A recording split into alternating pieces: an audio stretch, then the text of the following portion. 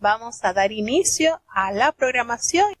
Listo con nuestros cinturones para emprender nuestro viaje a través de las Sagradas Escrituras. Para hoy vamos a tener la lectura de 4 capítulos. Y bueno, vamos a iniciar con la lectura del capítulo 4. Escuchemos con atención. Libro de los Hechos, capítulo 4. Y hablando ellos al pueblo, sobrevinieron los sacerdotes y el magistrado del templo y los saduceos, resentidos de que enseñasen al pueblo y anunciasen en Jesús la resurrección de los muertos. Y les echaron mano, y los pusieron en la cárcel hasta el día siguiente, porque era ya tarde.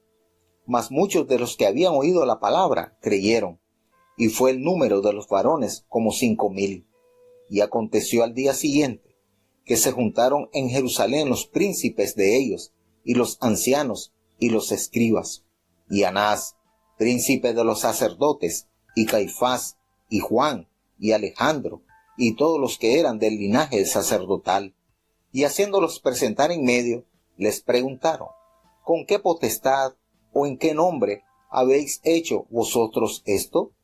Entonces Pedro, lleno del Espíritu Santo, les dijo, príncipes del pueblo y ancianos de Israel, pues que somos hoy demandados acerca del beneficio hecho a un hombre enfermo, de qué manera éste haya sido sanado, sea notorio a todos vosotros y a todo el pueblo de Israel, que en el nombre de Jesucristo de Nazaret, al que vosotros crucificasteis y Dios le resucitó de los muertos, por él, este hombre está en vuestra presencia sano. Este es la piedra reprobada de vosotros, los edificadores, la cual es puesta por cabeza del ángulo. Y en ningún otro hay salud, porque no hay otro nombre debajo del cielo, dado a los hombres, en que podamos ser salvos. Entonces, viendo la constancia de Pedro y de Juan, sabido que eran hombres sin letras e ignorantes, se maravillaban, y les conocían que habían estado con Jesús. Y viendo al hombre que había sido sanado, que estaba con ellos, no podían decir nada en contra, mas les mandaron que se saliesen fuera del concilio y conferían entre sí, diciendo, ¿qué hemos de hacer a estos hombres? Porque de cierto, señal manifiesta ha sido hecha por ellos, notoria a todos los que moran en Jerusalén, y no lo podemos negar.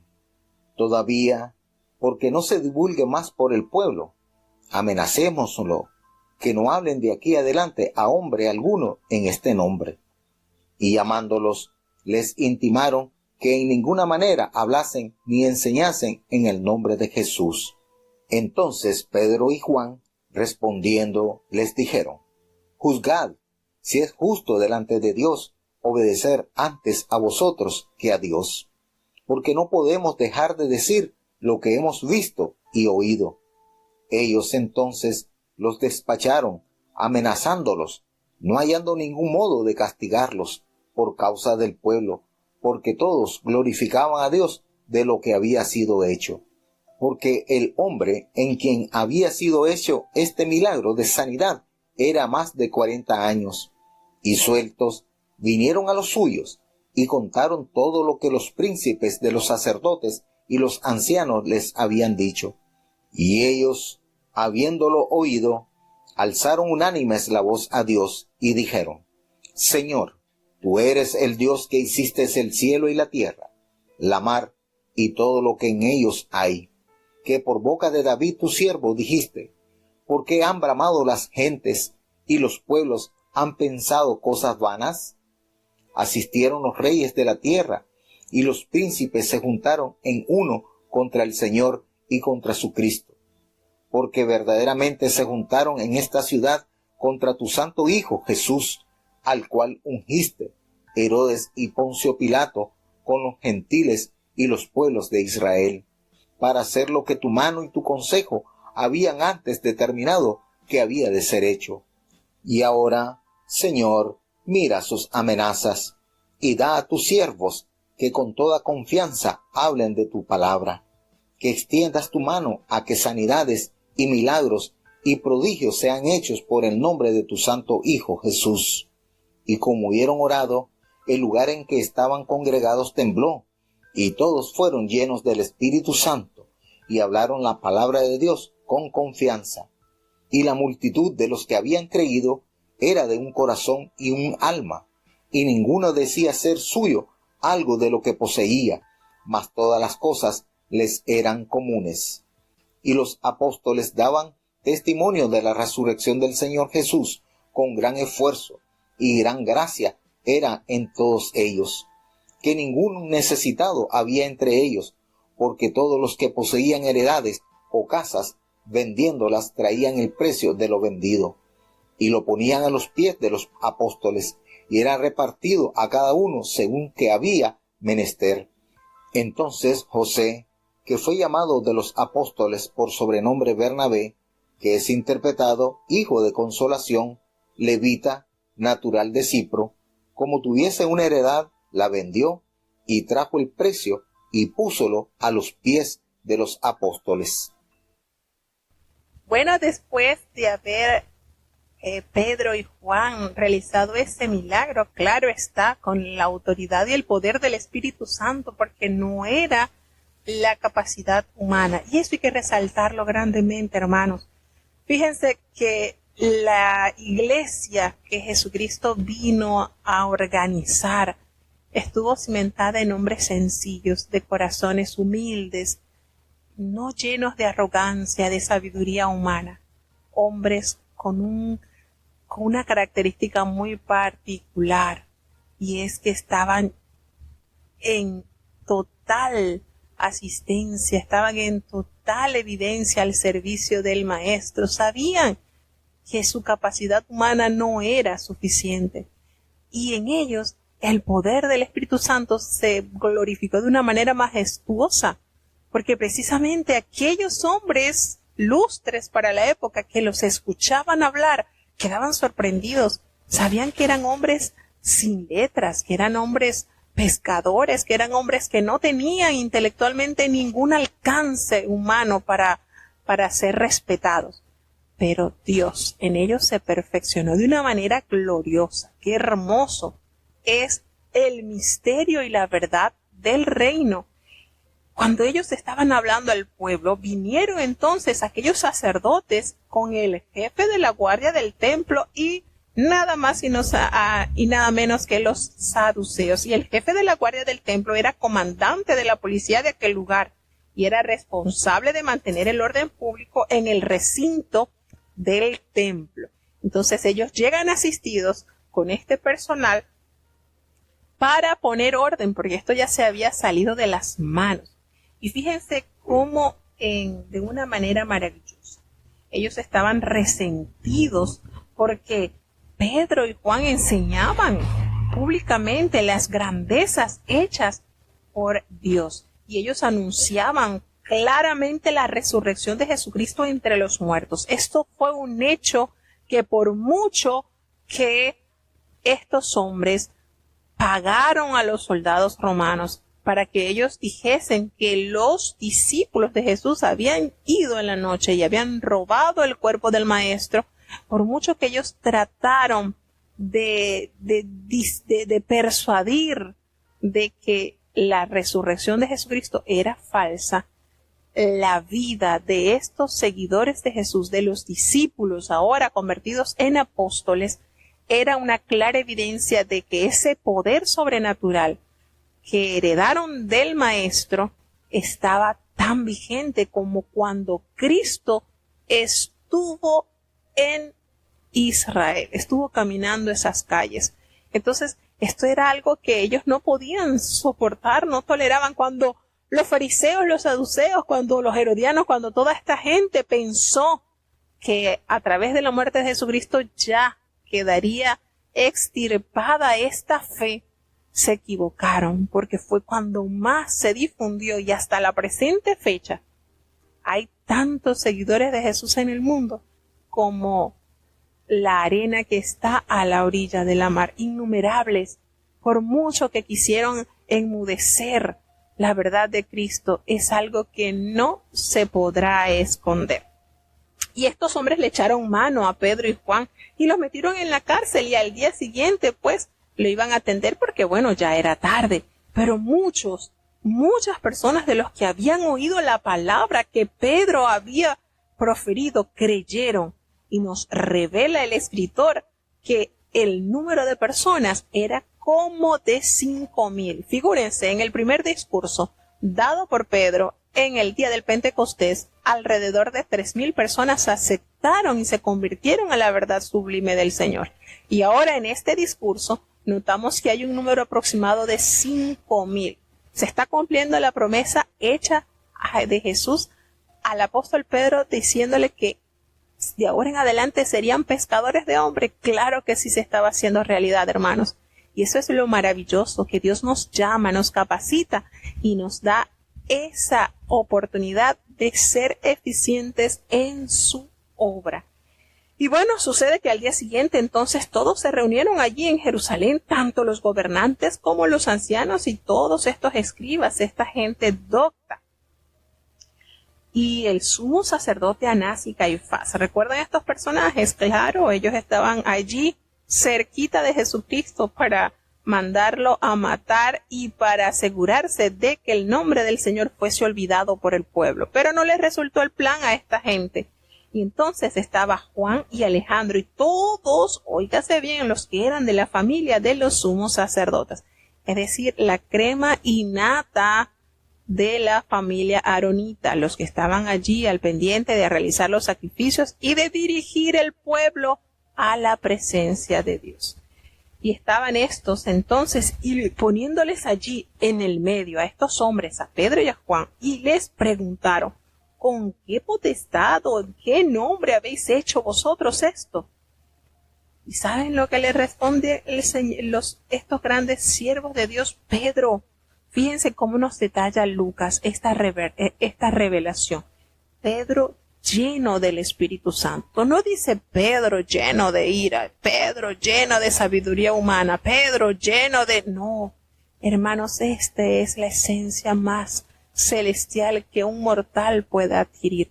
Lleno del Espíritu Santo, les dijo: gobernantes del pueblo y ancianos de Israel, porque hoy se nos interroga acerca del beneficio hecho un hombre enfermo, de qué manera éste haya sido sanado. Y fíjense cómo les dice a esta: sea notorio a todos ustedes y a todo el pueblo en Israel que en el nombre de Jesucristo de Nazaret, a quien vosotros crucificasteis y a quien Dios resucitó de los muertos, fue por él que este hombre está en vuestra presencia sano. Así, tajante se los dio a conocer, así clarito, a toda voz, el apóstol Pedro. Y les vuelve a decir: este Jesús es la piedra reprobada por vosotros, los edificadores, la cual ha venido a ser cabeza del ángulo. Y es precisamente lo que decíamos ayer. Jesucristo es esa piedra angular, la resurrección, la tumba vacía. Allí está fundamentada nuestra fe. Y qué maravillosa verdad revelada a la humanidad. En ningún otro hay salvación, porque no hay otro nombre debajo del cielo dado a los hombres en quien podamos ser salvos. No hay ningún otro líder político, religioso, ningún otro que haya existido nos ha dejado como herencia unas promesas tan gloriosas. No hay ningún otro nombre debajo del cielo. No lo hay. No lo busque, porque no lo va a encontrar.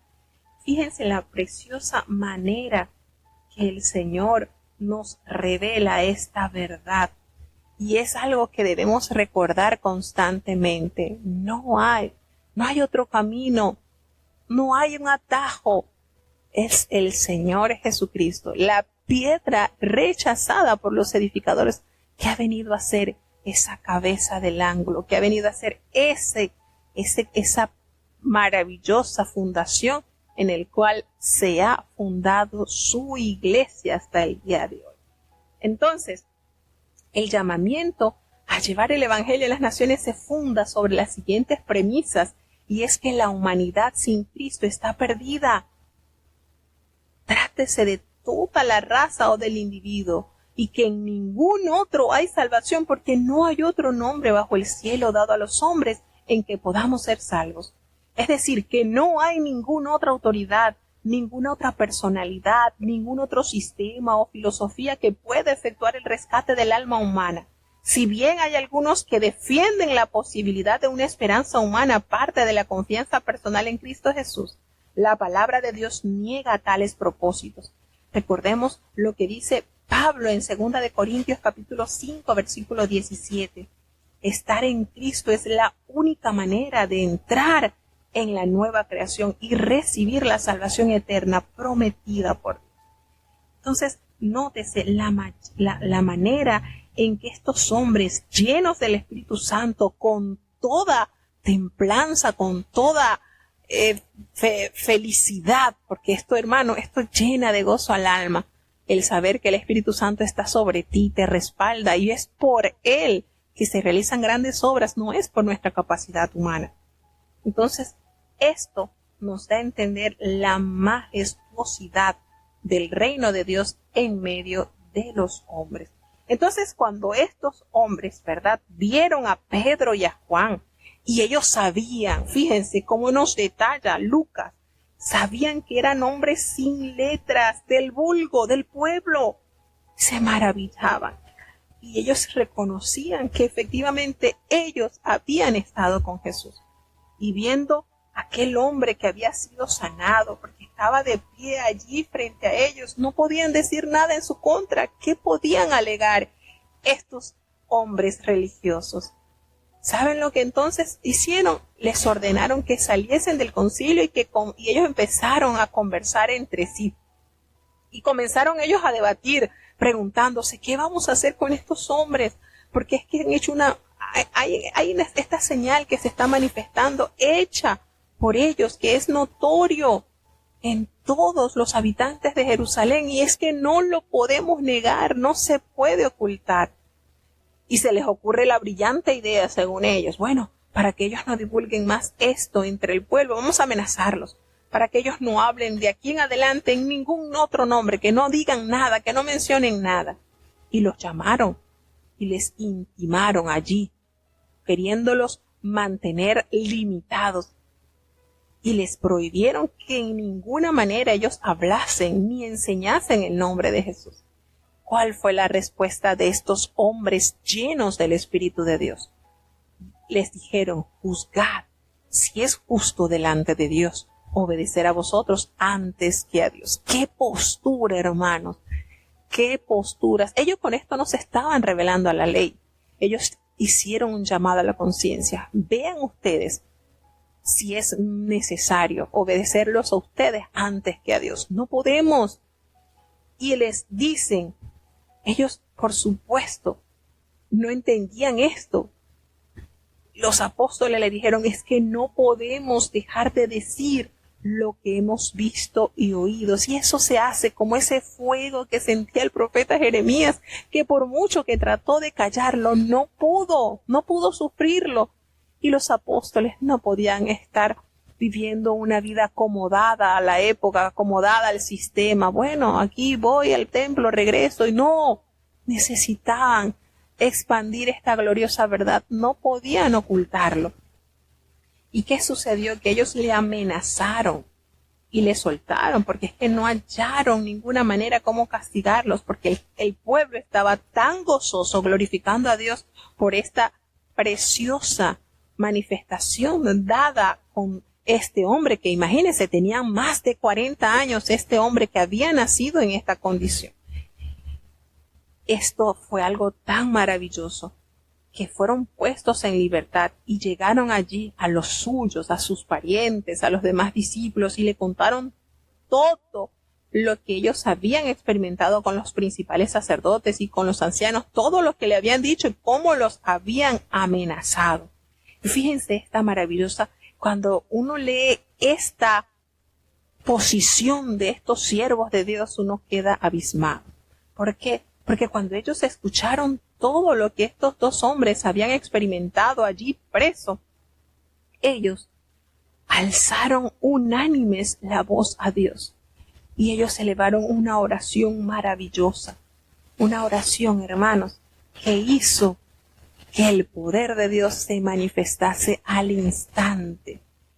Esta oración, cuando estos hombres, ¿verdad?, en respuesta de la iglesia, cuando eran perseguidos, trataron, por supuesto, los líderes religiosos de extirpar el movimiento cristiano, y los cristianos recurrieron a la más efectiva arma dada por nuestro Dios, a la oración. Entonces, aunque las cosas que amenazaban con sofocar, con destruir la iglesia, vienen a ser los medios de su preservación y avance, hermanos. Una controversia que se suscitó por la ocurrencia de este milagro que desató la persecución de igual manera. Y los escépticos, aquellos que estaban totalmente errados y se cohibían de creer, debatían la relación de los milagros en el cristianismo, y los primeros creyentes sabían que sí podía quedar establecido que la sanidad del cojo se había realizado en el nombre y el poder de Jesús, en esa autoridad de Cristo que estaba, por supuesto, claramente confirmada en sus discípulos, y de ahí que recurrieron a esta oración. ¡Qué maravillosa esta oración! ¿Cuáles fueron los resultados? Esa gracia sublime, ese entusiasmo, ese poder, esa unidad tan grande manifestaba allí el amor entre los discípulos de Cristo. Los primeros cristianos nos enseñan cuál es el camino hacia la comprobación de la realidad de nuestra fe. Ni la discusión, ni los argumentos, pero sí la oración. Fíjense qué manera de confrontar esta situación que estaban ellos experimentando. ¿Qué dijeron ellos?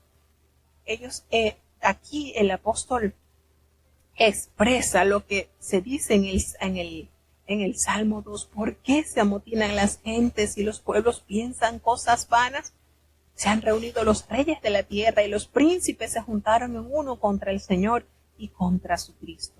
Se dan cuenta y expresan, porque verdaderamente se unieron en la ciudad contra tu santo Hijo Jesús, a quien tú ungiste, Herodes y Poncio Pilato, con los gentiles y el pueblo de Israel, para hacer con tu mano y tu consejo habían antes determinado que sucediera. Y la oración ferviente que elevaron estos hombres llenos del Espíritu de Dios, al decir, Señor, mira sus amenazas, concede a tus siervos que con todo de nuevo hablen de tu palabra. Ellos no le pidieron, Señor, quítales la vida, permite que ellos mueran para que nosotros sigamos trabajando por ti. No, ellos no pidieron un cambio de situación. ¿Qué fue la solicitud de sus discípulos? Ellos le pidieron al Señor, mientras extiendes tu mano para que se hagan sanidades y señales y prodigios mediante el nombre de tu santo Hijo Jesús. Cuando ellos hubieron orado, el lugar en donde estaban congregados tembló, hermano. Esto fue una respuesta instantánea. Ellos no pidieron que la situación cambiara. Ellos pidieron que el Señor los mantuviera con una postura santa, con una postura de acuerdo al compromiso adquirido por Dios. Esto fue algo maravilloso. Todos fueron llenos del Espíritu Santo y hablaban con aquella facilidad la palabra de Dios. Ellos estaban completamente convencidos de que la situación no les impediría a ellos cumplir con el mandato divino de Cristo. Fíjense qué manera, qué postura, qué forma de orar. Qué manera, hermanos, esas son las oraciones que Dios aprueba, que Dios escucha, que Dios da una contestación al instante. Señor, qué manera. No le dijeron, Señor, sácanos de aquí, esta gente no quiere escucharte. No, es una tremenda manera de entender la forma en que nosotros debemos orar. Ellos estaban tan entusiasmados, estaban tan llenos de ese poder divino que tenía esta gente ordinaria. No era profesional, no eran letrados, pero estaban llenos de ese poder glorioso, de esa maravillosa presencia del Dios eterno. Y la multitud de los que habían creído eran de un corazón, de un alma, así como Jesucristo los instruyó a sus discípulos. Ninguno, qué manera, Ninguno decía ser suyo propio nada de lo que poseía, sino que todas las cosas eran en común. Y qué poder era manifestado entre los apóstoles, pues ellos daban el testimonio de la resurrección de Jesucristo y había abundante gracia sobre ellos. Nótese esta característica, abundante gracia. Esto es algo que resaltó en la iglesia primitiva. Y con gran poder los apóstoles daban ese testimonio a todas las personas a las cuales se encontraban. Y así que no había entre ellos ningún necesitado, porque es que todos los que poseían eran heredades. Ellos poseían heredades o casas, ellos las vendían y traían el precio de lo vendido. Nos damos cuenta cómo Dios actuó de una manera especial. La mayoría de los creyentes tenían esa definición común de la bellísima palabra de Dios al decir gracia, como ese favor inmerecido de Dios. Y esto es admirable y hay que ver de qué manera valoraron estos hombres su salvación, teniendo ese sentir de vivir enteramente para el Señor. Y todo lo traían y lo ponían a los pies de los apóstoles y ellos se repartían cada uno según su necesidad.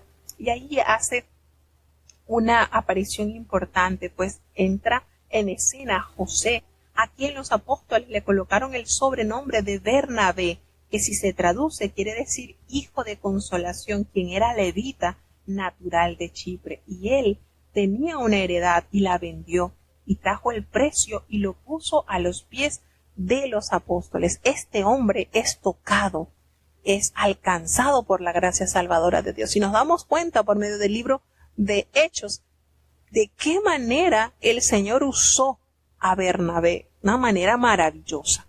Seguimos avanzando hacia el capítulo 5 del libro de Hechos de los Apóstoles. Es maravilloso, es gustoso, deleitoso leer la palabra de Dios. Libro de los Hechos, capítulo 5. Mas un varón llamado Ananías, con Safira su mujer, vendió una posesión y defraudó del precio, sabiéndolo también su mujer, y trayendo una parte, púsola a los pies de los apóstoles. Y dijo Pedro: Ananías, ¿por qué ha llenado Satanás tu corazón a que mintieses al Espíritu Santo y defraudases del precio de la heredad? Reteniéndola, ¿no se te quedaba a ti? Y vendida, ¿no estaba en tu potestad? ¿Por qué pusiste esto en tu corazón? No has mentido a los hombres, sino a Dios. Entonces Ananías, oyendo estas palabras, cayó y expiró. Y vino un gran temor sobre todos los que lo oyeron. Y levantándose los mancebos, le tomaron y sacándolo, sepultáronlo. Y pasado espacio como de 3 horas, sucedió que entró su mujer, no sabiendo lo que había acontecido. Entonces Pedro le dijo: Dime, ¿vendisteis en tanto la heredad? Y ella dijo: Sí, en tanto. Y Pedro le dijo: ¿por qué os concertasteis para tentar al Espíritu del Señor? He aquí a la puerta los pies de los que han sepultado a tu marido, y te sacarán. Y luego cayó a los pies de él, y expiró. Y entrados los mancebos, la hallaron muerta, y la sacaron, y la sepultaron junto a su marido. Y vino un gran temor en toda la iglesia, y en todos los que oyeron estas cosas. Y por las manos de los apóstoles eran hechos muchos milagros y prodigios en el pueblo, y estaban todos unánimes en el pórtico de Salomón. Y de los otros ninguno osaba juntarse con ellos, mas el pueblo los alababa grandemente. Y los que creían en el Señor se aumentaban más, gran número así de hombres como de mujeres, tanto que echaban los enfermos por las calles y los ponían en camas y en lechos, para que viniendo Pedro, a lo menos su sombra tocase a alguno de ellos. Y aún de las ciudades vecinas concurría multitud a Jerusalén, trayendo enfermos y atormentados de espíritus inmundos, los cuales todos eran curados. Entonces, levantándose el príncipe de los sacerdotes y todos los que estaban con él, que es la secta de los saduceos, se llenaron de celo y echaron mano a los apóstoles y pusiéronlos en la cárcel pública. Mas el ángel del Señor, abriendo de noche las puertas de la cárcel y sacándolos, dijo: Id, y estando en el templo, hablad al pueblo todas las palabras de esta vida.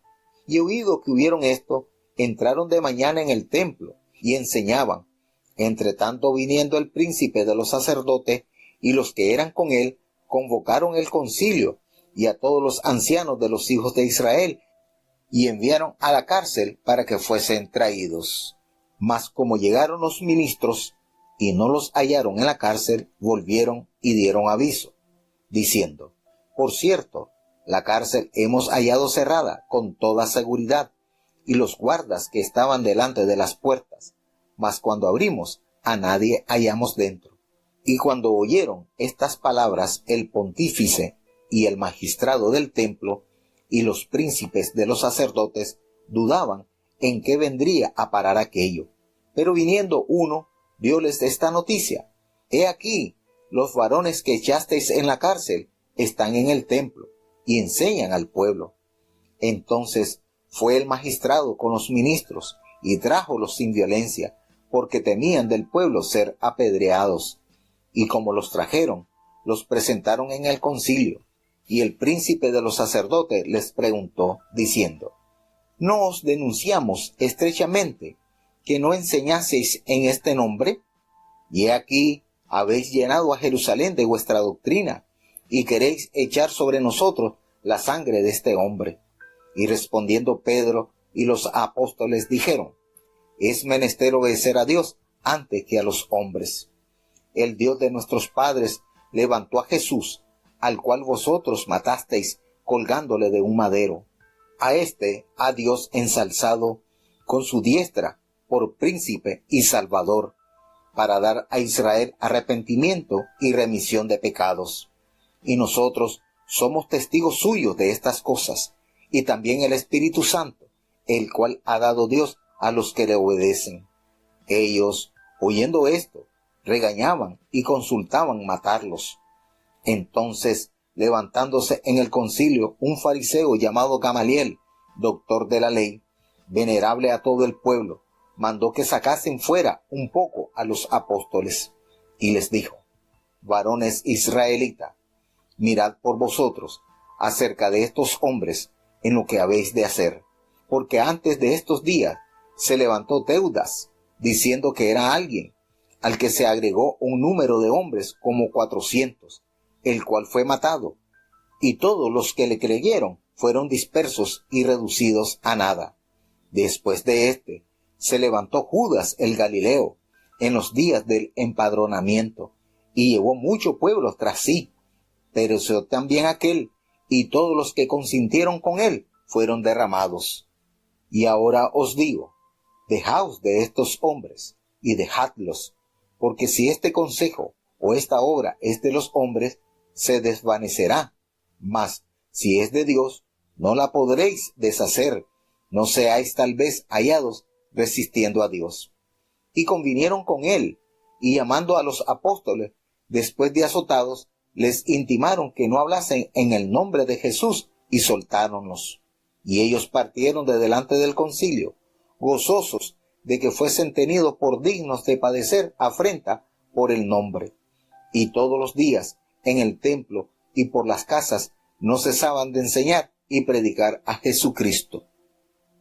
Verdaderamente, cuando nosotros leemos estos capítulos, sentimos que nos inyectan un sentir maravilloso. Nos narra Lucas el acontecimiento triste de un matrimonio. Y decimos esto porque, en el capítulo anterior, Lucas detalla sobre este hombre llamado José, a quienes los apóstoles le colocaron el sobrenombre de Bernabé. Como él, entregado a la obra del Señor, vende su posesión, lo trae a los pies de los apóstoles y él inicia esta carrera de la fe. A lo contrario de lo que nos relata en el capítulo 5, porque en este capítulo se detalla que un hombre llamado Ananías con Zafira, su mujer, ellos tenían una heredad y allí hubo un fraude. Entonces, Ananías y Zafira fueron juzgados por su hipocresía y por mentir a Dios, no por haber decidido retener parte de su propiedad personal. La severidad del castigo para una ofensa tan pequeña puede parecer intolerante y poco misericordiosa, pero era necesario establecer la autoridad apostólica en la iglesia primitiva y salvaguardar su pureza.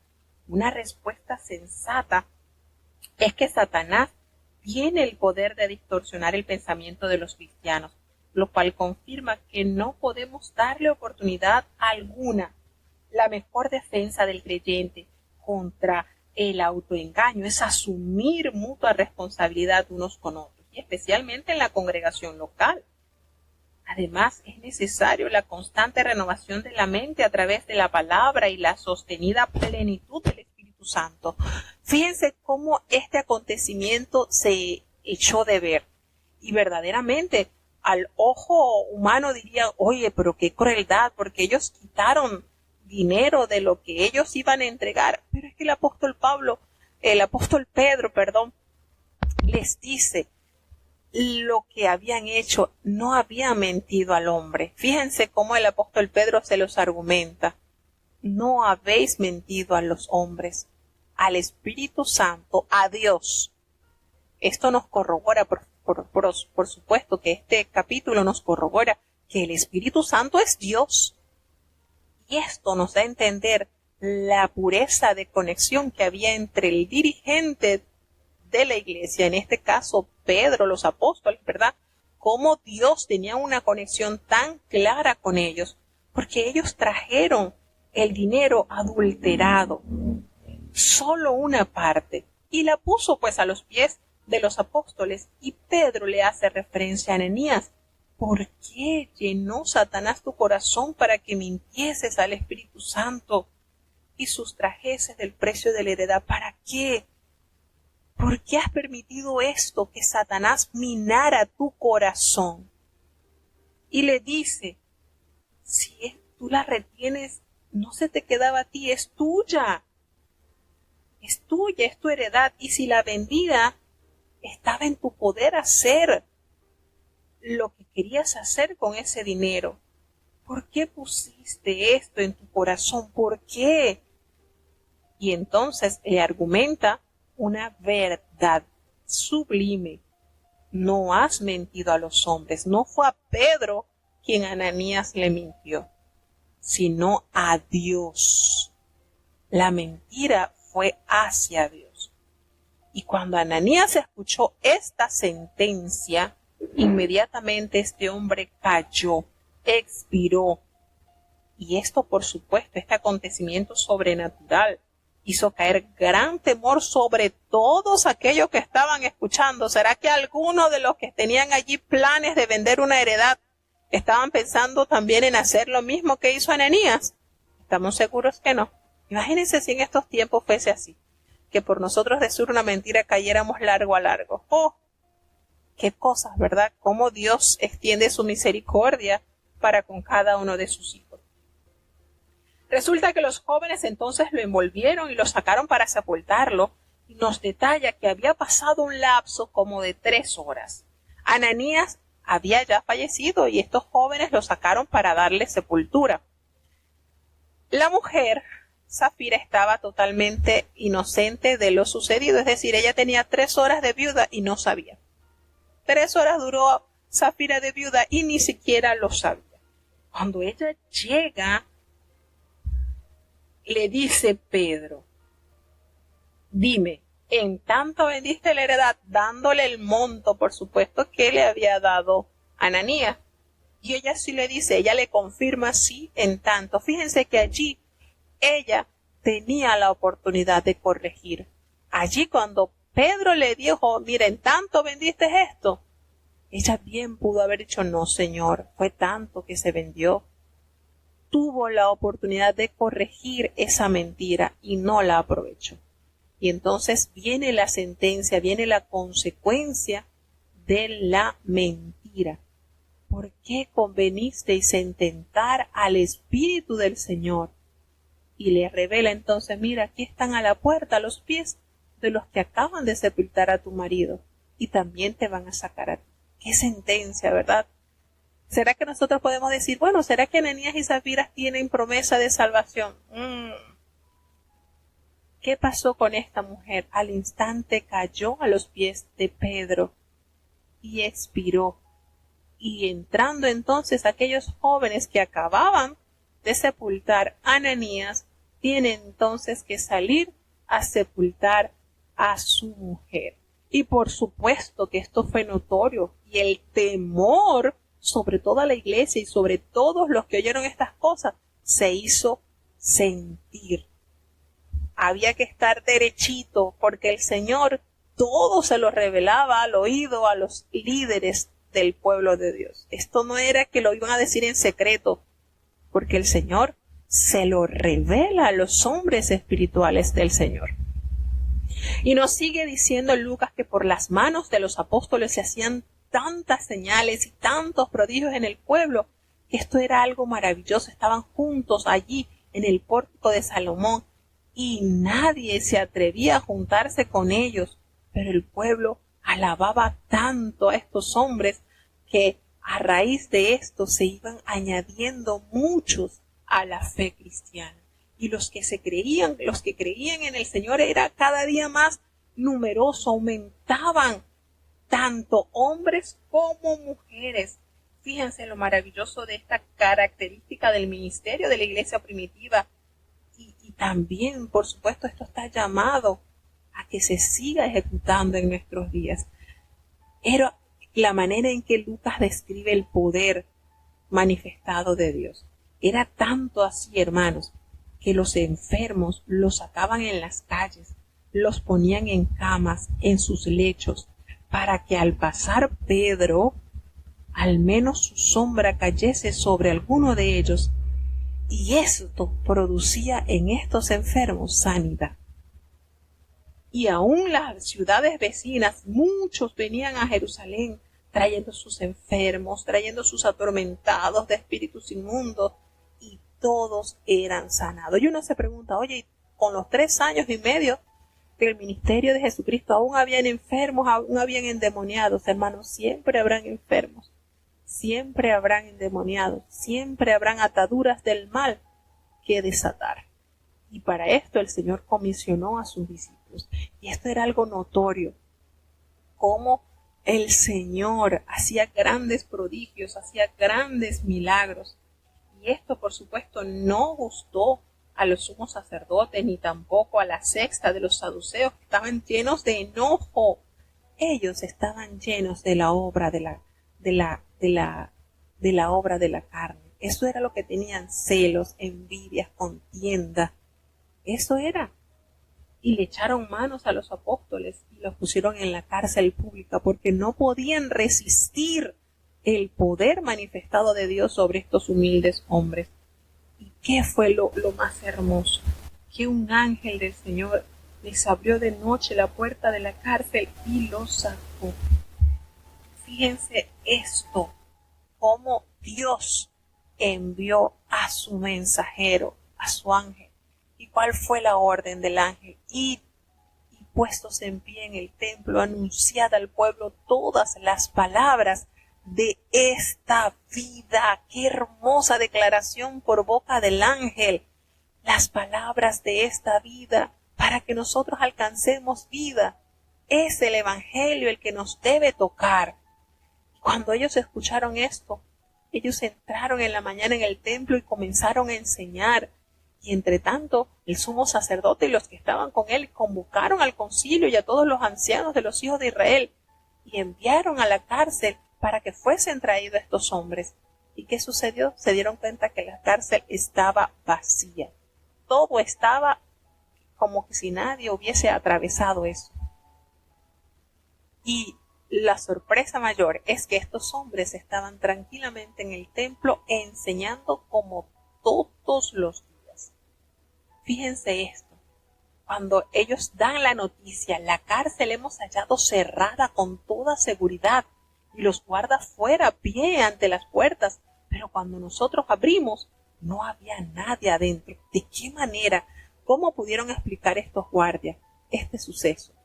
¿Cómo pudieron haber ellos entonces atravesado sin haber sido vistas, sin haber sido vistos por los guardias? ¿Cómo pudieron salir si todo estaba en seguridad? Quizás las cadenas, los candados, todo estaba tranquilo. ¿Cómo pasó esto?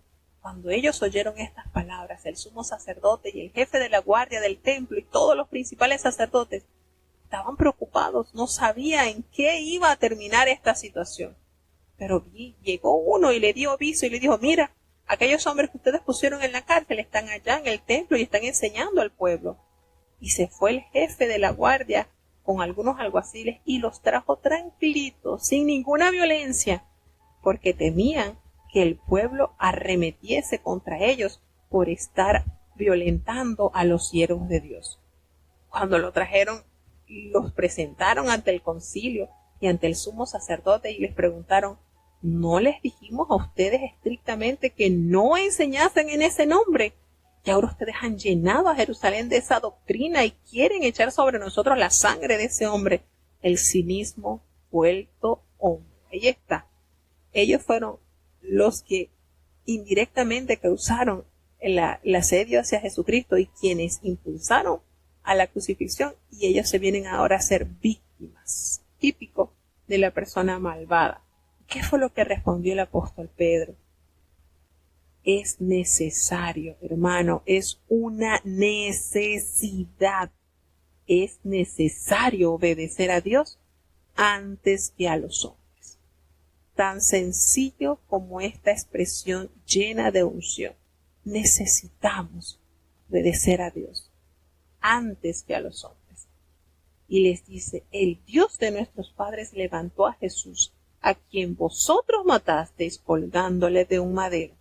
Y a este Dios ha exaltado con su diestra por príncipe salvador, para dar a Israel arrepentimiento y perdón de pecados. Y los remató con esta expresión, nosotros somos testigos suyos de estas cosas, y también el Espíritu Santo, el cual ha dado Dios a los que le obedecen. ¿Verdad? Sí. ¿A quiénes da Dios el Espíritu Santo? A los que le obedecen. Y es una necesidad obedecer a Dios si queremos contar con la asistencia suprema del Espíritu Santo Consolador en nuestras vidas. Por eso entonces usted logra entender por qué hay tantas creencias, tantas religiones, y no todas gozan de este don divino del Espíritu Santo. Aquí está la respuesta. Porque no obedecen a la palabra de Dios. No la obedecen. Entonces, es necesario obedecer a Dios antes que a los hombres si queremos contar con la asistencia divina del Consolador. Cuando todos estos hombres escucharon los argumentos de los apóstoles, por supuesto que eso hizo arder en enojo a estos hombres. Y estaban que ya no aguantaban con esta condición y esta situación que se estaba presentando en la ciudad. ¿Y qué sucedió? Se levantó en el concilio un fariseo llamado Gamaliel, y nos describe Lucas que este hombre, doctor de la ley, era respetado por todo el pueblo, y él ordenó a que saliesen estos hombres para inquirir entonces en este concilio, y les dijo un sabio consejo. Varones israelitas, mirad por vosotros los que vais a hacer respecto a estos hombres. Y fíjense, hablando un poquito sobre Gamaliel. Gamaliel nos dice el apóstol Pablo, nos hizo referencia que él fue discípulo de Gamaliel. Y él no veía a Jesús como el Mesías, pero su consejo al Sanedrín estaba ciertamente influenciado por la divina providencia. El más sutil mensaje de Lucas es que aún los dirigentes gobernantes de más alto nivel dentro de la comunidad judía tenían que admitir que no contaban con razones válidas para oponerse a la iglesia cristiana. Este hombre les expresa y les argumenta con dos sucesos históricos vividos por esa generación. Y les dice, miren, antes de estos días se levantó un hombre llamado Teudas, diciendo que él era alguien. Y por supuesto, mucha gente se unió a él, como unos 400 hombres. Pero al morir Teudas, y todos los que le obedecían fueron dispersados y fueron reducidos a nada. Así que vuelve a tomar otro suceso histórico. Después de este se levantó Judas el Galileo en los días del censo y llevó en pos de sí a mucho pueblo. Este también murió y todos los que le obedecían también fueron dispersados. Entonces, fíjense en la manera en que él argumenta con estos dos sucesos, dando relevancia a que una vez que muere el líder, los seguidores se dispersan y ya pasan al olvido. Así de sencillo. Y él les dice entonces, apartaos de estos hombres y déjenlos, porque si este consejo o esta obra es de los hombres, tranquilo que esto no va a durar, así como sucedió con Teudas, así como sucedió con Judas el Galileo. Y se los está haciendo con mucha evidencia histórica. No, esto no se preocupen, que esto no va a permanecer. Pero si esto es de Dios, no lo podrán destruir. Cuidadito que ustedes se encuentren luchando contra Dios. Y fíjense cuántos años han transcurrido de este consejo y de esta verdad revelada por Gamaliel. ¿Han podido destruir a los seguidores de Jesús? ¿Cuántos años ya de su crucifixión? Y hasta la presente fecha hay discípulos del Señor.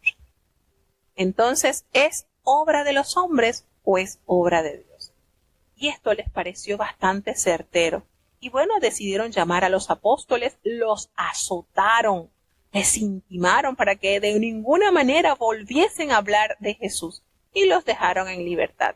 ¿Cuál fue la reacción de los apóstoles? No salieron llorando a decir, Jesús, estamos haciendo tu obra y mira cómo nos están tratando, nos están azotando, no puedes. Miren la actitud.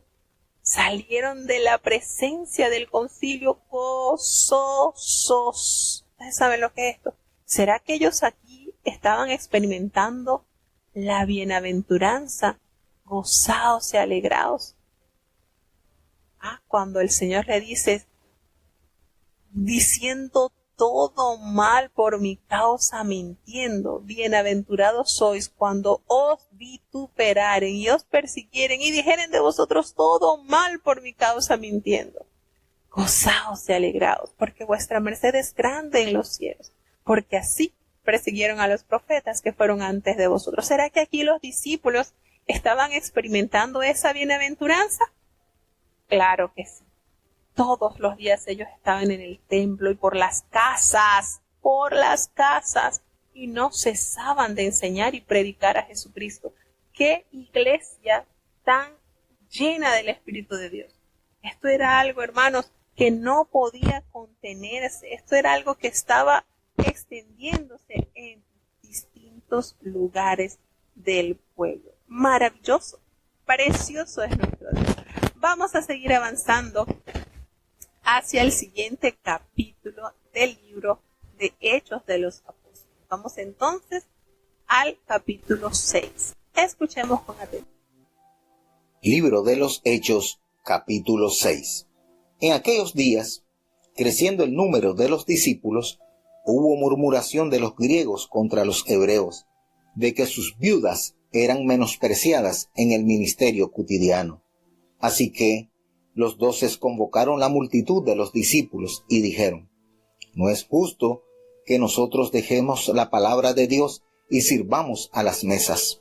Buscad pues, hermanos, 7 varones de vosotros de buen testimonio, llenos de Espíritu Santo y de sabiduría, los cuales pongamos en esta obra.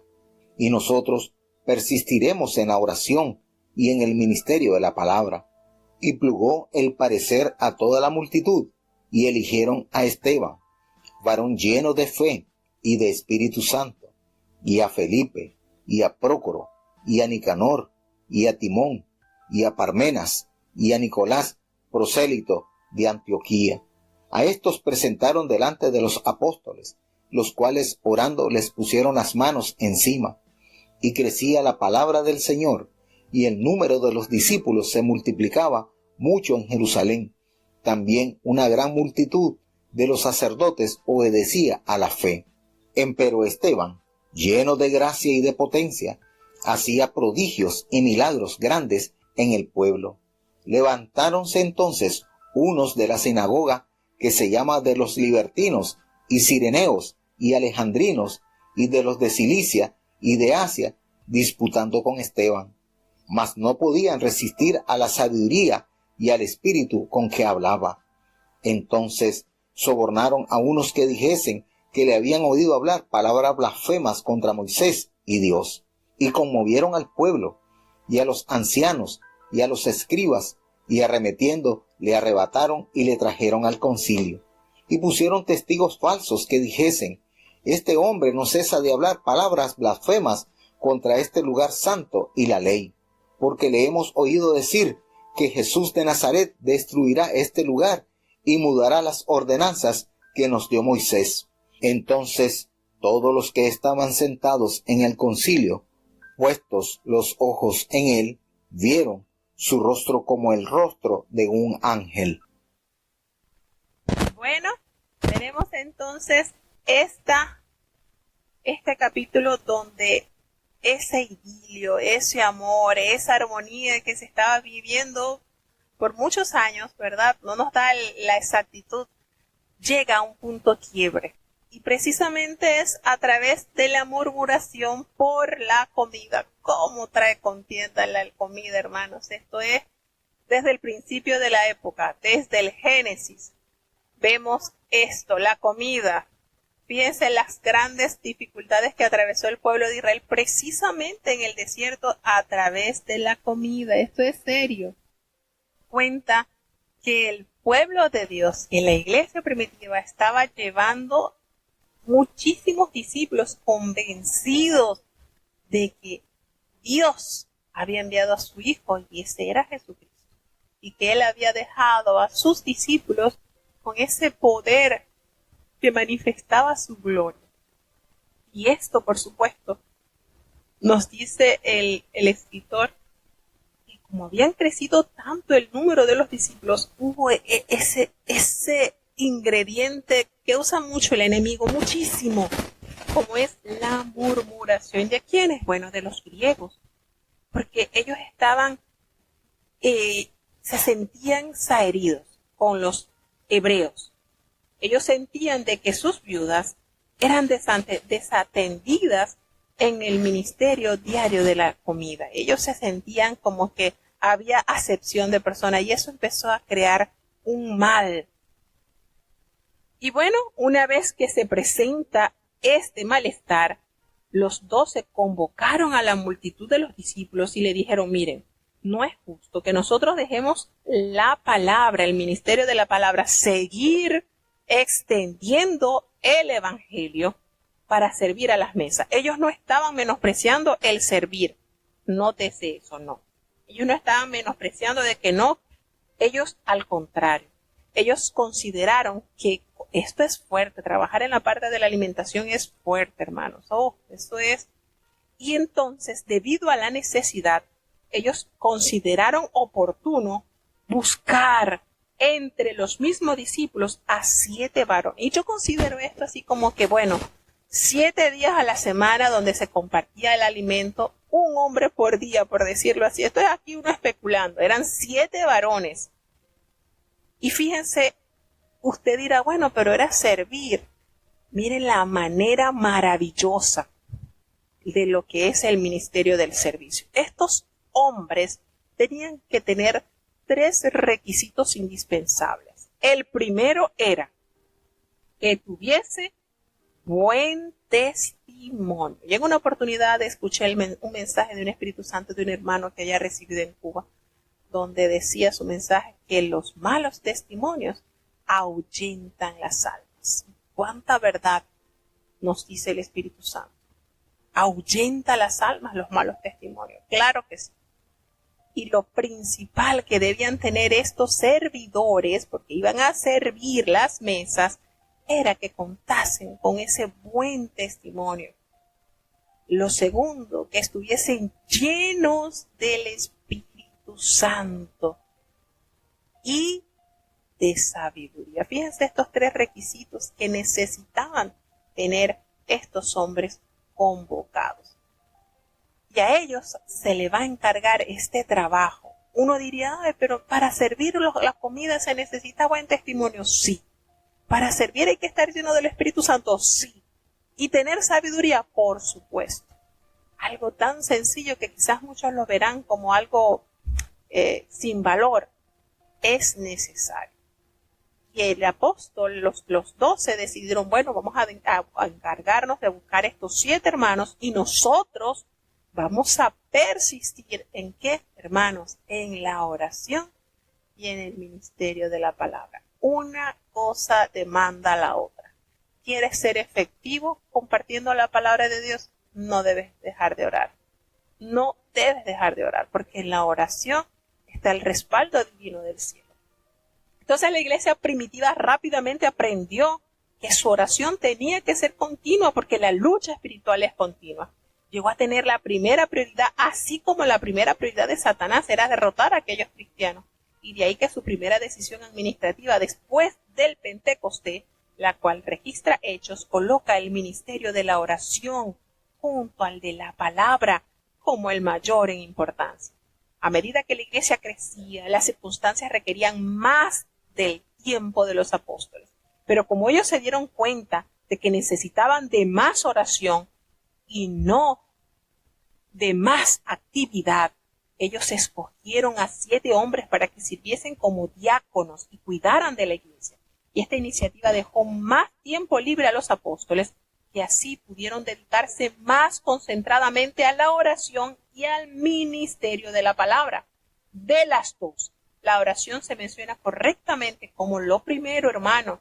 Perseverar en la oración es algo de lo que se nos habla en todas las escrituras. Cierto tiempo después, el apóstol Pablo le diría a la iglesia en Roma: amaos los unos a los otros con amor fraternal. Y les pediría a sus miembros que fueran constantes en la oración. Fíjense lo importante de esto. Una vez que les agradó la propuesta a la multitud, ellos eligieron a Esteban. Y se hace una referencia hermosa sobre este varón, porque nos dice Lucas que este varón era lleno de fe y del Espíritu Santo. A Felipe, a Prócoro, a Nicanor, a Timón, a Parmenas y a Nicolás, quien fue prosélito de Antioquía. A estos los presentaron ante los apóstoles. ¿Y qué hicieron los apóstoles? Oraron, les impusieron las manos. Y este es un acto de ordenación, hermano, una transferencia de autoridad y responsabilidad. Y también indica un reconocimiento de identificación mutua y compañerismo con aquellos comisionados para el servicio. Y era tanto así que nos revela la palabra que crecía la palabra del Señor y el número de los discípulos se multiplicaba grandemente en Jerusalén.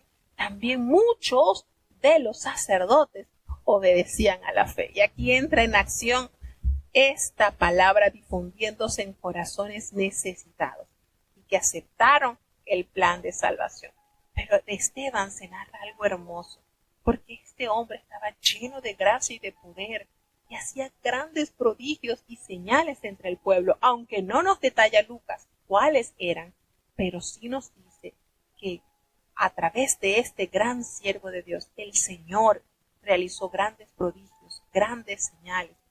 Y esto, por supuesto, hizo que la maldad se multiplicase alrededor de este gran siervo de Dios, porque se levantaron unos de la sinagoga llamada de los libertos.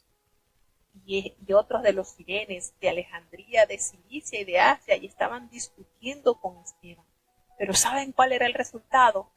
No podían resistir a la sabiduría y al espíritu con que Esteban hablaba. No podían, se sentían que no podían hacer nada en su contra. Entonces nos damos cuenta, esa sabiduría, esa prudencia, esa habilidad, ese entendimiento que Dios le había otorgado a este siervo, cómo hablaba a menudo, cómo decía, cómo usaba la palabra de Dios, cómo era diestro, porque el Señor lo había capacitado. Entonces, una vez que se dieron cuenta que no podían debatir con él, sobornaron a unos para que dijesen que le habían escuchado hablar palabras blasfemas contra Moisés y contra Dios. Algo muy parecido a lo que experimentó Jesucristo. Creo que de los discípulos de Jesús, el que más se asemejó en la muerte, en el sentido de lo que experimentó, de la experiencia, sin duda alguna, Esteban. Esteban, yo pienso que llegó a ese punto de Cristo tan especial. Nos damos cuenta que este hombre llegó a una forma tan hermosa de aún orar por aquellos quienes le hacían daño, así como lo hizo Jesucristo. Y estos que convocaron a los ancianos, a los escribas, y arremetieron contra él, lo trajeron al concilio y pusieron testigos falsos, lo mismo que hicieron con Jesucristo, que decían que lo habían escuchado hablar palabras blasfemas contra este lugar santo, refiriéndose a la iglesia, al templo y contra la ley. Porque le hemos oído decir que ese Jesús de Nazaret destruiría este lugar y cambiaría las costumbres que nos dio Moisés. ¿Qué les parece la maldad? Fíjense esto. Cuando nos hace referencia acá en el libro de los libertos, eran esclavos romanos. Esos eran los libertos. Y testificaban, por supuesto, de cosas que eran mentiras. Y el mismo argumento que se hizo para destruir a Jesús fue el mismo argumento que se usó para arremeter contra la vida de este gran siervo. Bueno, vamos entonces a pasar al capítulo 7. Y es conocido el capítulo 7 como el resumen del Antiguo Testamento. Y ustedes se van a dar cuenta cómo en estos 60 versículos encuentran una síntesis del Antiguo Testamento. Escuchemos con atención. Libro de los Hechos, capítulo 7. El príncipe de los sacerdotes dijo entonces: ¿Es esto así? Y él dijo: varones, hermanos y padres, oíd, el Dios de la gloria apareció a nuestro padre Abraham, estando en Mesopotamia, antes que morase en Harán, y le dijo: sal de tu tierra y de tu parentela, y ven a la tierra que te mostraré.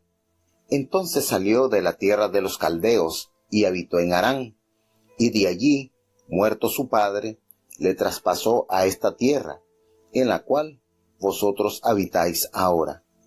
Y no le dio herencia en ella, ni aun para asentar un pie, mas le prometió que se la daría en posesión, y a su simiente después de él, no teniendo hijo.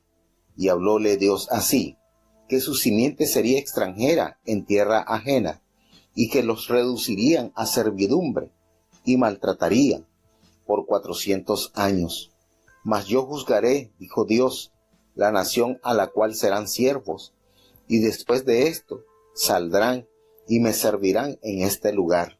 Y dióle el pacto de la circuncisión, y así Abraham engendró a Isaac, y le circuncidó al 8º día, e Isaac a Jacob, y Jacob a los 12 patriarcas. Y los patriarcas, movidos de envidia, vendieron a José para Egipto, mas Dios era con él, y le libró de todas sus tribulaciones, y le dio gracia y sabiduría en la presencia de Faraón, rey de Egipto, el cual le puso por gobernador sobre Egipto y sobre toda su casa. Vino entonces hambre en toda la tierra de Egipto y de Canaán, y grande tribulación, y nuestros padres no hallaban alimentos. Y como oyese Jacob que había trigo en Egipto, envió a nuestros padres la primera vez.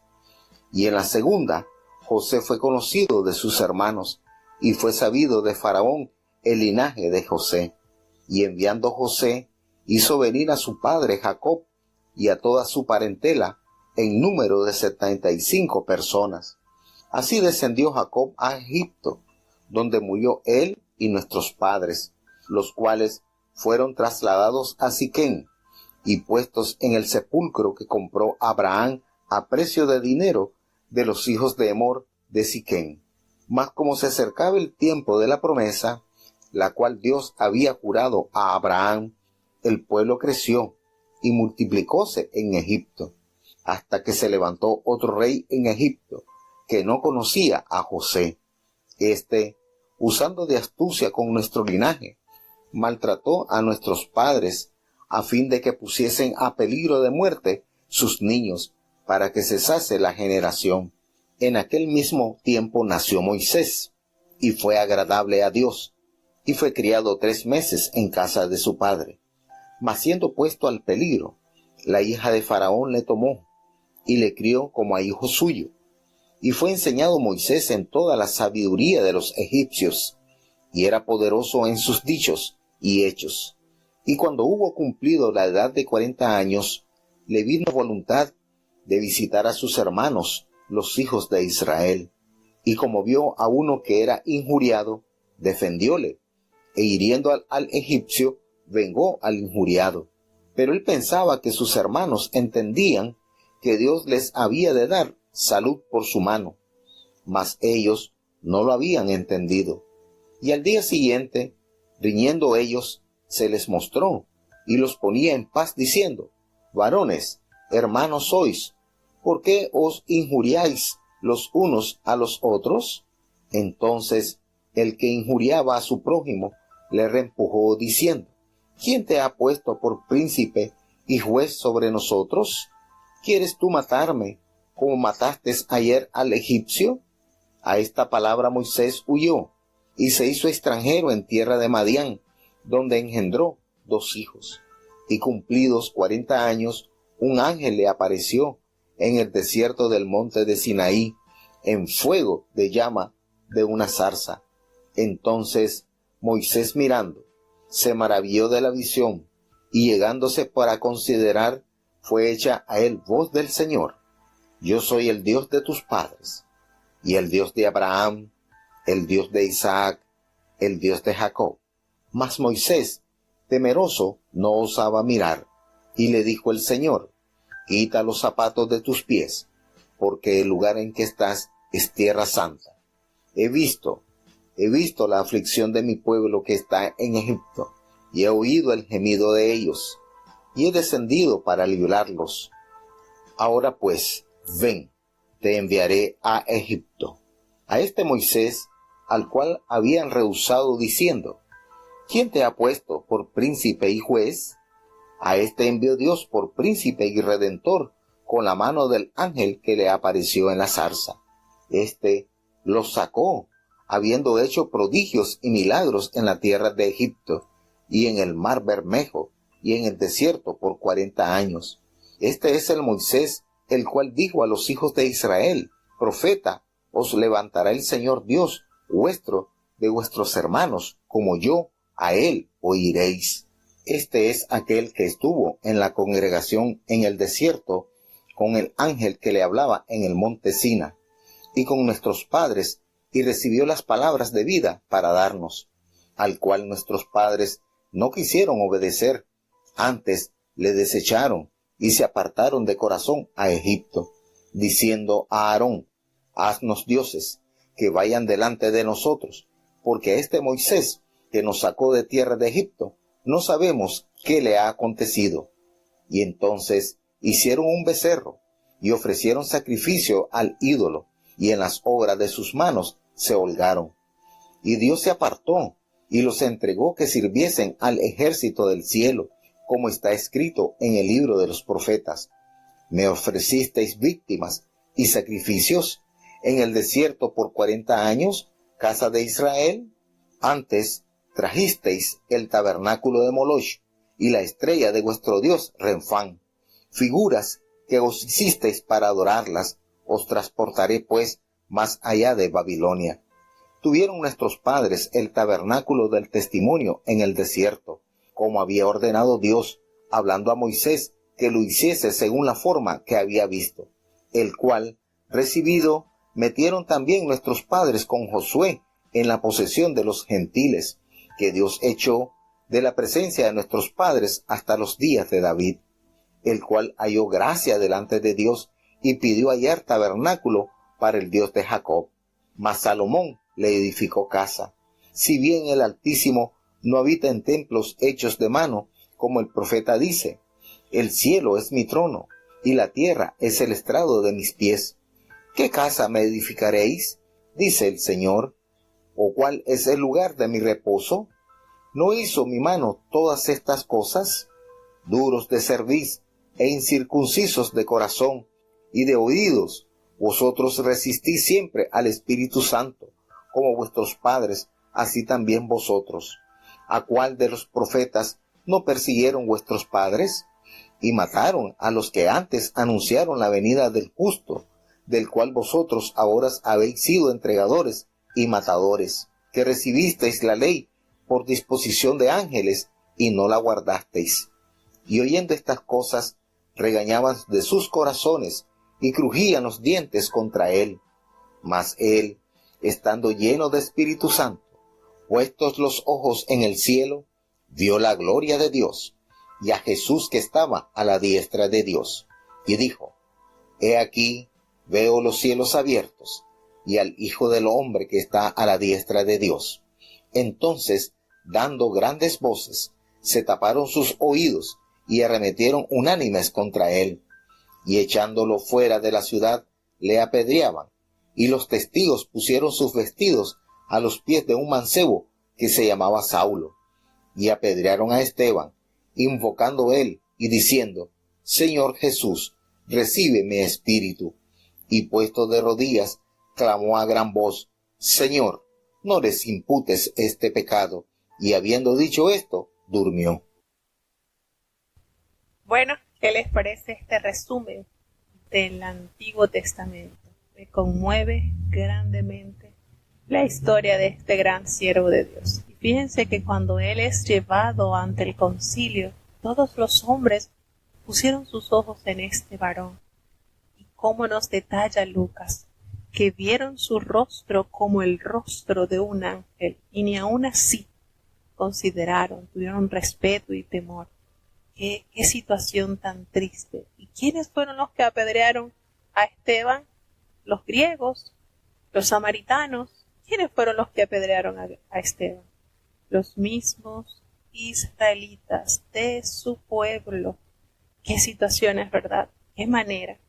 De verdad que este capítulo es conmovedor. En lo particular, me deleito leyendo la palabra de Dios y en la vida de este hombre que para lo que nos detalla la palabra de Dios llegó a ser ese hombre fiel imitador de su divino maestro. Qué discurso nos dio Esteban.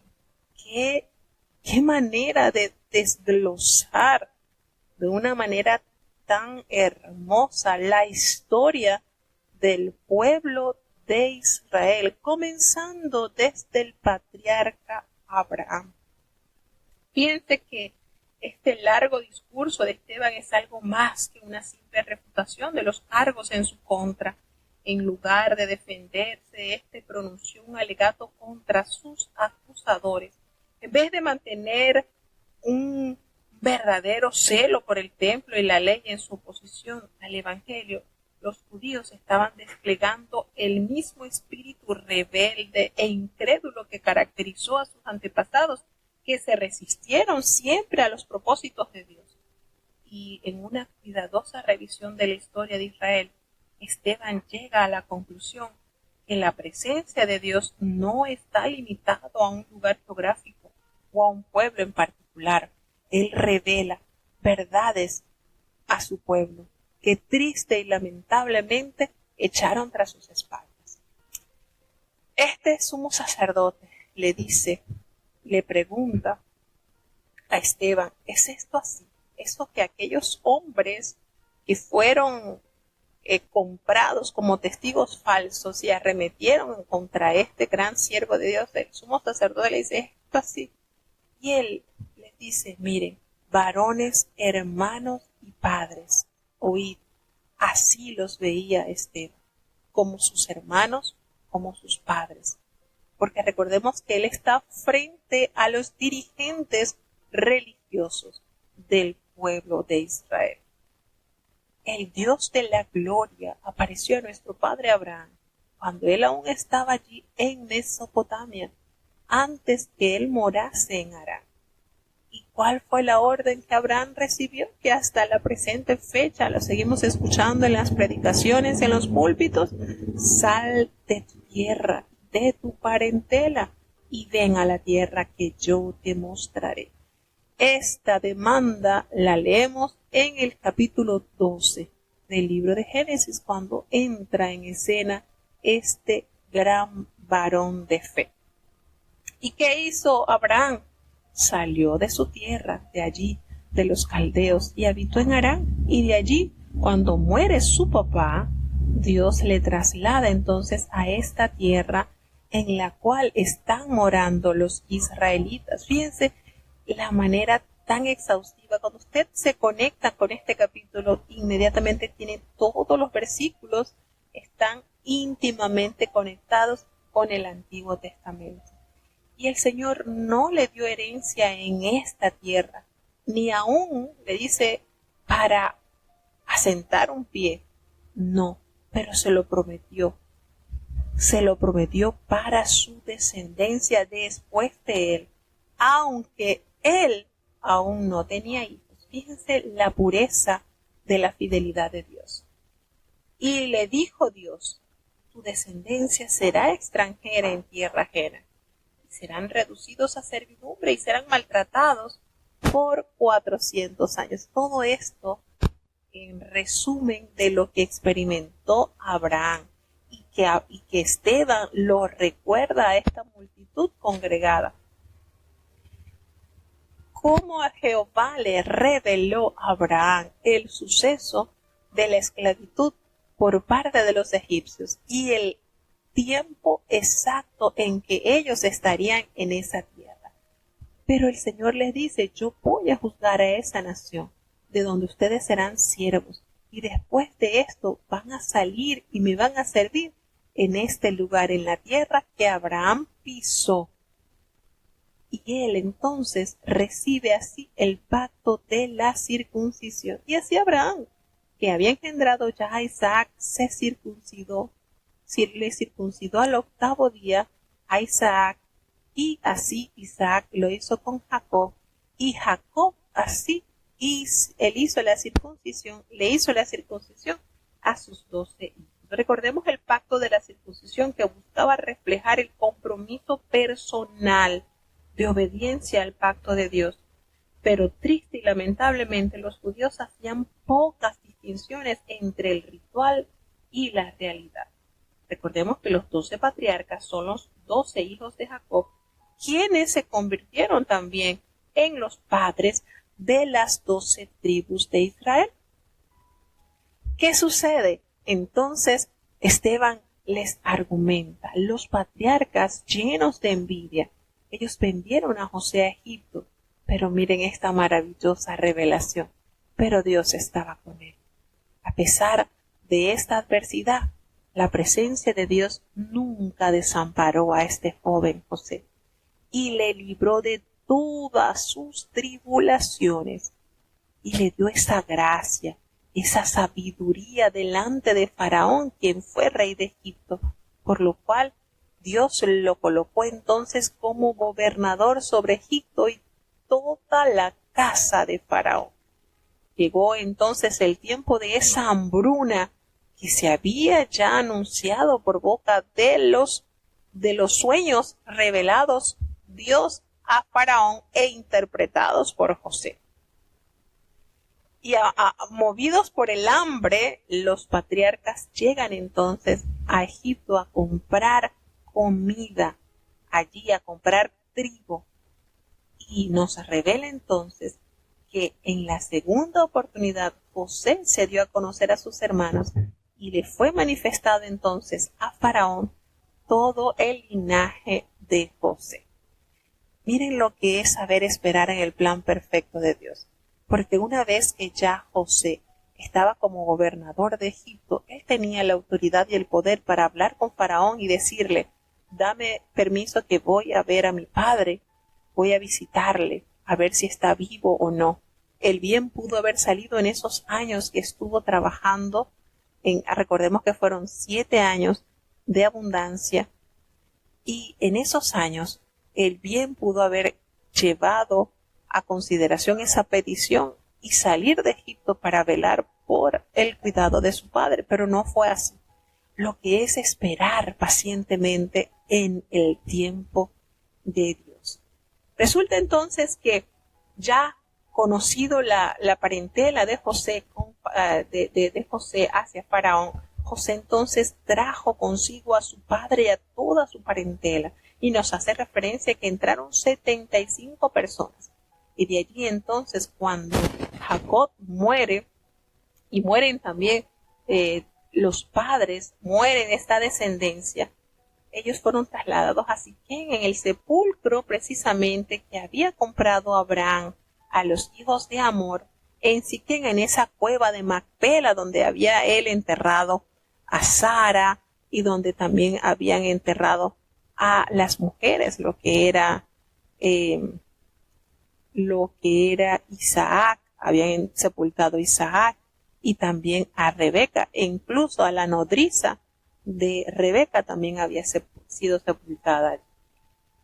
Pero cuando se acercaba el tiempo de la promesa, recuerda Esteban, Dios había prometido eso a Abraham, el pueblo se creció de tal manera que los egipcios se encontraron en peligro. Y se levanta otro rey que no conocía a José, y éste estaba lleno de astucia y de maldad, y maltrató tanto a sus padres a fin de que tuvieron que exponer a muerte a sus niños, y así lo hicieron, y precisamente sucede en el tiempo en que nace Moisés. Y este niño fue agradable a los ojos de Dios, y estuvo allí escondido durante 3 meses en la casa de su madre, pero ya sabiendo que no podía tenerlo más, entonces él fue adoptado por la hija de Faraón y lo crió como a su hijo. Y nos revela Esteban que Moisés fue enseñado en toda la sabiduría de los egipcios y era poderoso en sus palabras y en sus obras. Pero ya cuando él tuvo 40 años, él le vino a su corazón visitar a sus hermanos, a los hijos de Israel. Y al ver una injusticia, pues había uno maltratando a un hebreo, a un egipcio maltratando a un hebreo, lo defendió y él mató al egipcio. Triste y lamentablemente, según la idea de Moisés, era que los israelitas iban a entender que por mano de él Dios se les daría a ellos salud, les daría liberación. Y al día siguiente se presentó frente a unos de ellos, hebreos, que estaban discutiendo entre sí, tratándolos de poner en paz. Y él les dice y les exhorta: hermanos sois, ¿por qué os maltratáis el uno al otro? Y lo triste y lo lamentable es que aquel hebreo que estaba maltratando a su prójimo, le rechazó, lo humilló diciéndole: ¿quién te ha puesto a ti por gobernador y juez sobre nosotros? ¿Nos quieres matar así como mataste ayer al egipcio? Fíjense, estos dardos le apuntaron a Moisés de su mismo pueblo. Cuando Moisés escuchó esto, por supuesto, se sintió que ya era un secreto a voces e inmediatamente huyó de Egipto y vivió como un extranjero en la tierra de Madián, donde engendró 2 hijos. Nos vuelve a entrar los 40 años y allí, estando apacentando las ovejas de su suegro, llega entonces esta visión grandiosa, donde el Señor se le manifestó a Moisés, diciéndole: yo soy el Dios de tus padres, el Dios de Abraham, el Dios de Isaac, el Dios de Jacob. Y Moisés, que estaba temblando, que aún no se atrevía a levantar su rostro, le dijo el Señor: quítate el calzado de tus pies, porque pues esta tierra es santa. Y les revela entonces el Señor a Moisés que había visto la aflicción de su pueblo y que había visto ese gemir y que él sería enviado entonces para ser el instrumento con el cual el Señor le daría a ellos la libertad. Moisés, a quien los hebreos habían rechazado al decirle: ¿quién te ha puesto por gobernante y juez? A este precisamente Dios lo envió como gobernante y como libertador por mano de ese ángel que le apareció en la zarza. Y este ángel, por supuesto, lo sacó con grandes prodigios y señales en la tierra de Egipto, a tal punto que vivieron en el desierto durante 40 años y aún el Mar Rojo fue abierto ante el paso de este pueblo. Fíjense que Moisés le hizo referencia a los hijos de Israel diciéndole que profeta os levantaría el Señor, y a ese ustedes lo iban a oír, como lo dice Deuteronomio capítulo 18. Y aquel Moisés, dice que estuvo en la congregación en el desierto, allá donde el Señor estuvo morando en el monte Sinaí, y aquel que recibió las palabras de vida que nos dio. ¿Y cuáles son esas palabras de vida, hermanos? Las tablas del testimonio, los mandamientos, porque el mandamiento es vida. Y eso lo recibió entonces Moisés. ¿Por qué lo recibió? Para darle vida a su pueblo. Y este pacto, y a pues entendió la verdad del Señor.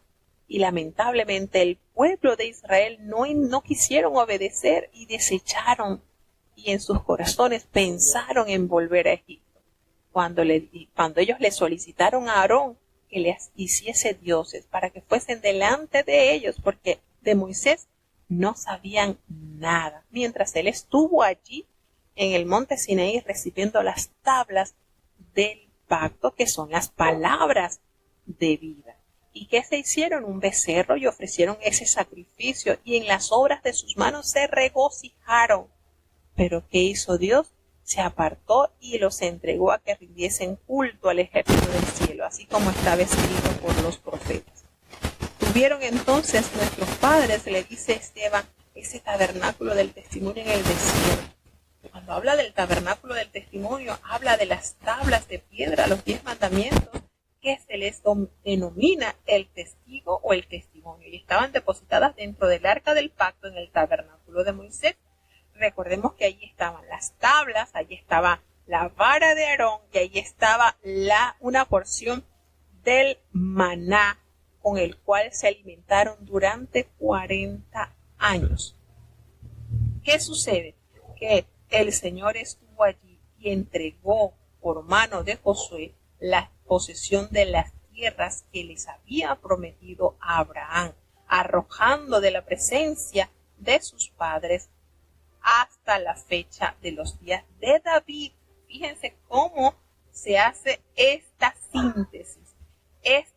David halló gracia delante de Dios y le pidió entonces proveer ese tabernáculo para el Dios de Jacob. Pero no fue David el que construyó el templo, sino Salomón.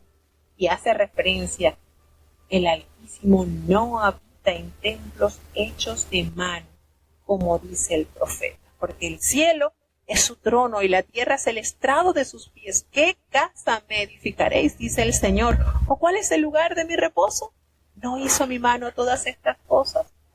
Entonces Esteban no se oponía al templo en sí mismo, sino al institucionalismo sin vida que había llegado a representar en el pueblo. Las apasionadas afirmaciones de Esteban lo condujeron a una muerte violenta, cuando él les habla y les dice: duro de cerviz e incircuncisos de corazón y de oídos, vosotros resistís siempre al Espíritu Santo, como vuestros padres, así también vosotros.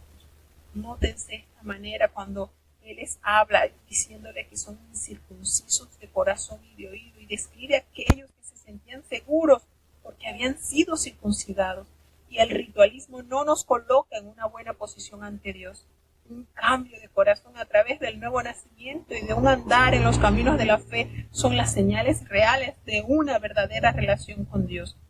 Nos damos cuenta cómo a través de este escrito Él les dice las verdades tan, pero tan severas, y les dice: ¿a cuáles de los profetas no persiguieron vuestros padres y mataron a los que anunciaron de antemano la venida del justo, de quien vosotros ahora habéis sido entregados y habéis sido matadores? Haciéndose referencia, por supuesto, a nuestro amado Salvador. Vosotros que recibisteis la ley por disposición de ángeles y no las guardasteis. Cuando estos hombres escucharon estas verdades a sus oídos, cuando oyeron esto, se enfurecieron en tal punto en su corazón que crujían los dientes contra Esteban.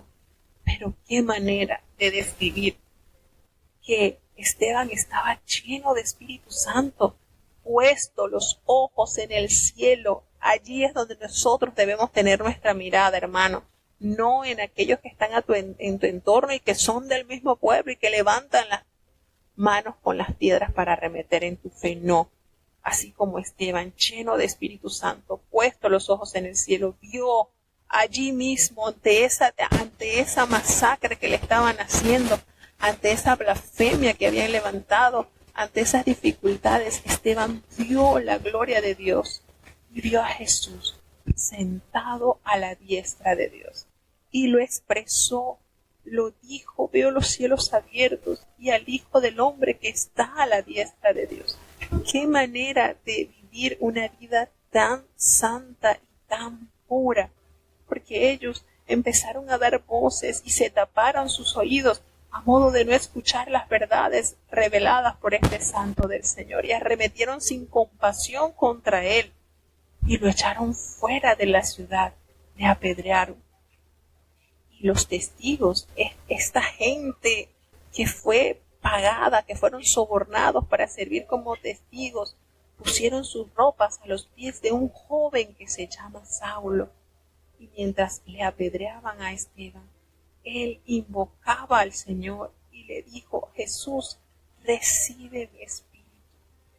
Y él, puesto de rodillas, clamó a gran voz. Sus últimas expresiones movieron la fibra del corazón de Dios, porque le pidió a Dios: Señor, no le tomes en cuenta este pecado.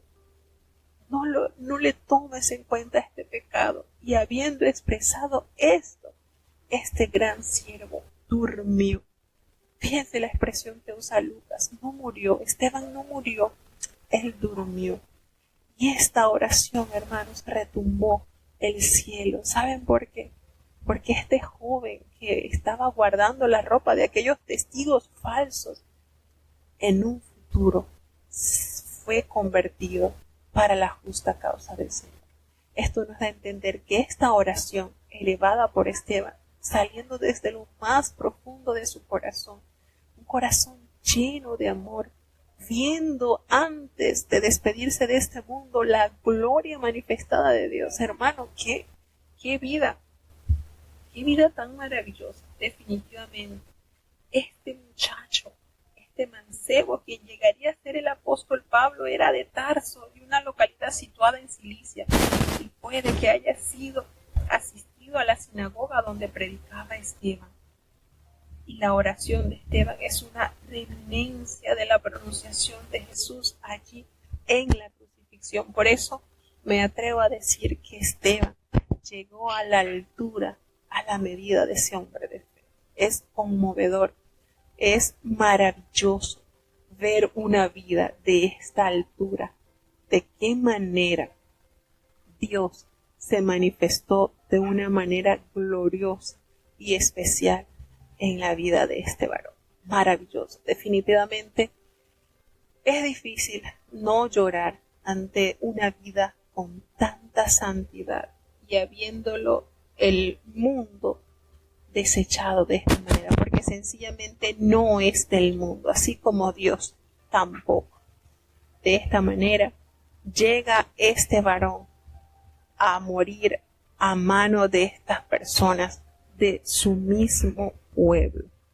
viendo la gloria del Señor e intercediendo a favor de aquellos que arremetieron sin compasión contra el siervo del Señor.